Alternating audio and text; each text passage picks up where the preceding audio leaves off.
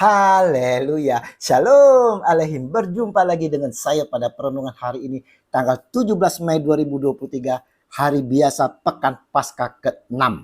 Saudaraku, kembali di pagi hari yang cerah ini saudara, kita mengucap syukuri dalam doa kepada Tuhan kita yang selalu memberkati kita, dan kita awali juga pagi hari ini dengan senyuman dan sapaan kepada sesama kita.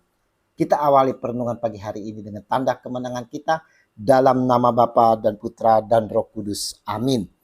Hidup bersama Roh Kudus. Bacaan liturgi hari ini diambil dari Kisah Para Rasul 17 ayat 15, dilanjutkan dengan ayat 12 sampai dengan bab 18 ayat 1, dan Injil Yohanes 16 ayat 12 sampai dengan 15. Saudara-saudaraku yang terkasih di dalam kasih Kristus, setiap dari kita yang mengaku seorang Kristen, saudara, mengakui seorang Katolik yang sudah dibaptis, mengklaim bahwa telah menerima Roh Kudus. Itulah keyakinan kita. Pertanyaannya saudara, seberapa besar kita membiarkan roh itu berkarya di dalam diri kita? Realitanya saudara, kita tidak memberi ruang bagi Roh Kudus untuk bekerja dan memimpin hidup kita. Kita masih tetap hidup di dalam pimpinan kedagingan kita. Kita hidup menurut kemauan kita. Kita tak mau dipimpin oleh roh. Hidup kita masih dalam kebencian, dendam, amarah. Kalau kita hidup dalam roh, maka akan menghasilkan buah-buah roh itu sendiri, saudara. Apa buah-buah roh itu? Yaitu saudara, kasih, sukacita, damai sejahtera, kesabaran, kemurahan, kebaikan, kesetiaan, kelemah lembutan, dan penguasaan diri. Galatia 5 ayat 22 sampai dengan 23. Kalau kita renungkan Injil hari ini saudara yang terkasih, maka orang yang hidupnya terbuka untuk dipimpin Roh Kudus, saudara, seharusnya memiliki dua gaya hidup di dalam kehidupannya. Yaitu, yang pertama saudara, hidup dalam kebenaran. Roh Kudus yang hadir di dalam kehidupan kita berfungsi sebagai penolong untuk mengenali kebenaran-kebenaran yang Allah ajarkan kepada kita. Tetapi apabila ia datang, yaitu roh kebenaran, ia akan memimpin kamu ke dalam seluruh kebenaran. Sebab ia tidak akan berkata-kata dalam dirinya sendiri, tetapi segala sesuatu yang didengarnya itulah yang akan dikatakannya, dan ia akan memberitakan kepadamu hal-hal yang akan datang. Yohanes 16 ayat 13.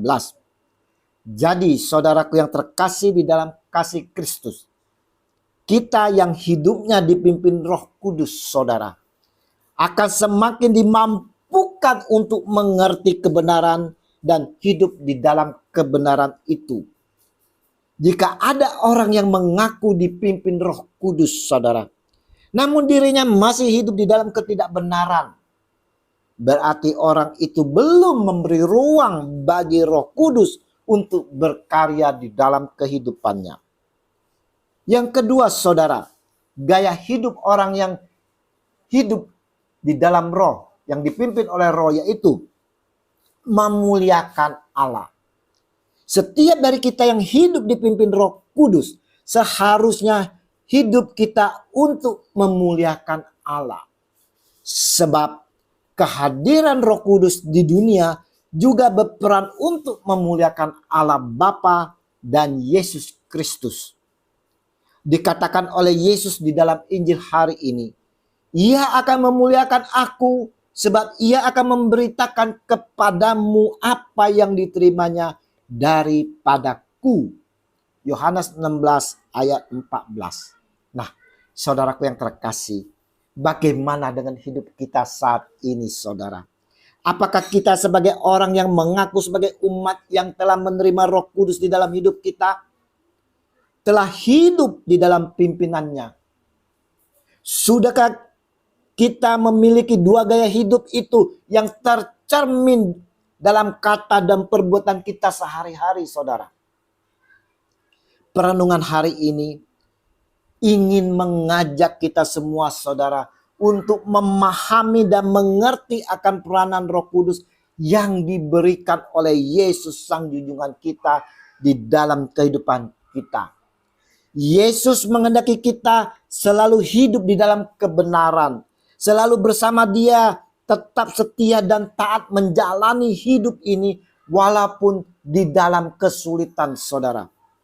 Hiduplah dalam kebenaran dan muliakanlah Allah melalui hidup kita, dan bukalah hati kita untuk Roh Kudus agar kita senantiasa dipimpin dan dibimbing sehingga kita mampu mengenal dan menjalankan kebenaran itu dan mampu memuliakan Tuhan kita Yesus Kristus. Mari saudaraku yang terkasih, kita mau memiliki dua gaya hidup di dalam kehidupan kita ini, karena kita telah dipimpin dan dibimbing oleh Roh Kudus. Oh Yesus Tuhan kami, dalam pergolakan hidup ini yang penuh dengan godaan dan kesulitan, sering tak mampu kami jalankan sendirian. Kami mau membuka hati kami untuk dipimpin dan dibimbing oleh Roh Kudus, agar kami dimampukan kini dan sepanjang segala abad. Amin. Dalam nama Bapa dan Putra dan Roh Kudus. Amin. Shalom Aleichem.